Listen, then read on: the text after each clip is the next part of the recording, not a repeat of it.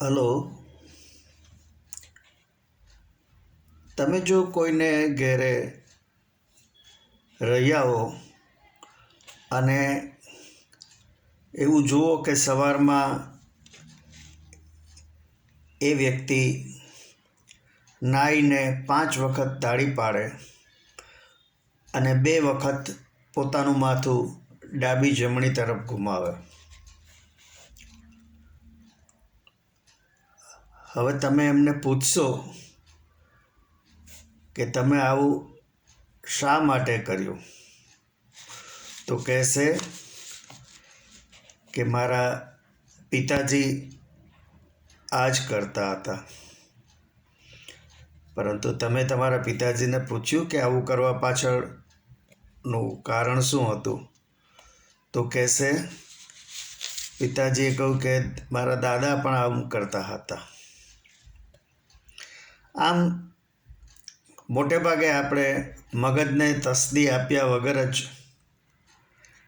ચિલ્લા ચાલુ રીતે ધર્મ પાળીએ છીએ.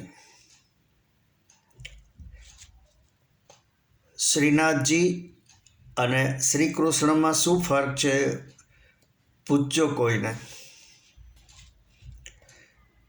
શા માટે શ્રીનાથજીના મંદિરમાં જય શ્રી કૃષ્ણ જ બોલાય છે?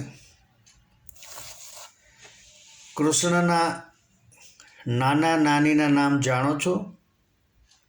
નહીં ને? નાના એટલે માના પિતા અથવા તો મામા માસીના પિતા. કૃષ્ણના નાની હતા પદ્માવતી અને નાના હતા ઉગ્રસેન, મથુરાના રાજા. તેમની પુત્રી દેવકી અને પુત્ર કંસ હતો. કૃષ્ણના કંસ મામાને તો સૌ કોઈ જાણે છે. કંસે પોતાના પિતાના હાથમાંથી મથુરાની રાજગાદી છીનવી લીધી હતી અને તે મથુરા પર રાજ્ય કરતો હતો.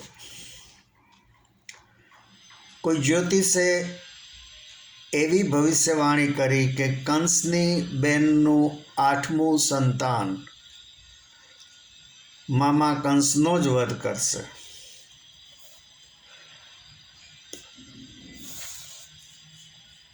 તુરત જ કંસે બેન દેવકી અને બનેવી વાસુદેવને જેલ કોટડીમાં બંધ કરી દીધા અને તેમના સંતાનોના જન્મ થતાની સાથે જ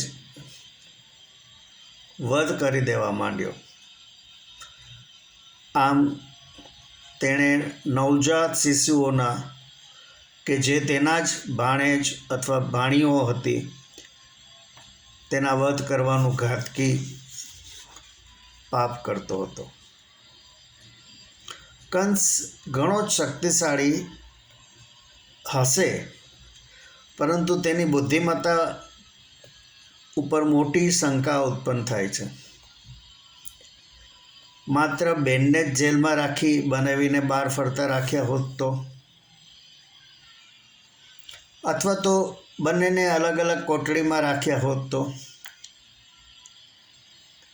આમ 8 સંતાનો થતા સુધી 12-15 વર્ષ સુધી તેણે આ પાપ લીલા કરીએ રાખી અને છતાં પણ કૃષ્ણનો જન્મ થયો અને સમય જતાં કંસનો વધ થયો.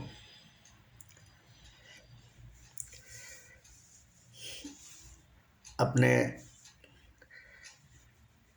જણાવવાનું કે મારો એક પ્રશ્ન હંમેશા અનુત્તર રહ્યો છે. ભગવાન હોવાને કારણે કૃષ્ણ જાણતા હતા કે મહાભારતના યુદ્ધમાં કૌરવોની સેનાનો સંહાર થવાનો છે. તેમ છતાં પણ તેમણે પોતાના રાજ્ય મથુરાનું આખું સૈન્ય કૌરવોને સોંપ્યું અને પોતે પાંડવોની પક્ષમાં રહ્યા. એટલે કે કૃષ્ણની મદદથી અર્જુનના બાણ ચલાવતા ચલાવતા કૌરવોની સાથે સાથે મથુરાની સેનાનું પણ સંહાર થઈ ગયો. આ સંહારમાં મથુરામાં હજારો વિધવાઓ ઉત્પન્ન થઈ, હજારો બાળકો અનાથ બન્યા. તો તેમણે આવું શા માટે કર્યું એ સમજી શકાય નહીં એવું છે. આપને મારી આ વાત ગમી હોય તો મારા વિડીયોને લાઈક, શેર અને મારી ચેનલને સબસ્ક્રાઈબ કરજો. આભાર. આવજો.